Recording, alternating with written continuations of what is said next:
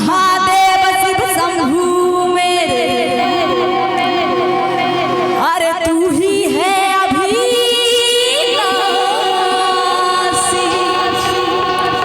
हाँ भस्म रमाए बैठे हैं, तू ही काशी कैलाशी। अच्छा बोलिए काशी वाले बाबा बैद्यनाथ की। और कहेंगे कि कर्पूर करुणा संसार सारं भुजगेन्द्रहारं सदा वसन्तं हृदयारविन्दे भवं भवानी सहितं नमामि। नमः पार्वती पते हर हर महादेव। आप दोनों हाथ ऊपर कीजिए, दोनों हाथ मिल के मीठी मीठी ताली के साथ कहेंगे 1 2 3 4।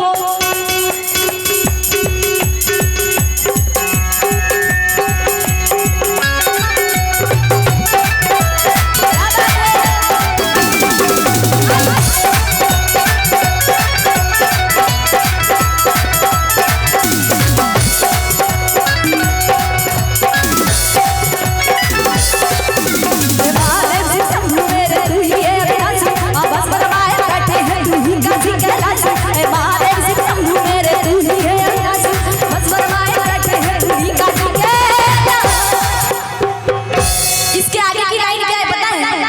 हो सब दुनिया का मोह माया छोड़, हो सब दुनिया का मोह माया छोड़, कि दीवानी हुई भोलेनाथ की। अच्छा कौन कौन दीवाने हैं? अपने मन से उठा लीजिए हाथ। और आगे वाला बच्चा थोड़ा सा खड़ा हो जाओ, बच्चा सब खड़े हो जाओ। हाँ और एक बार दिखा दो कि महादेव के दीवाने। इधर वाले चाचा हाथ उठाओ ऊपर और मिल के कहिए वो सब दुनिया का मोह माया छोड़, सब दुनिया का मोह माया छोड़, सब दुनिया का मोह माया छोड़, दीवानी हुई भोलेनाथ की, दीवानी हुई भोलेनाथ की।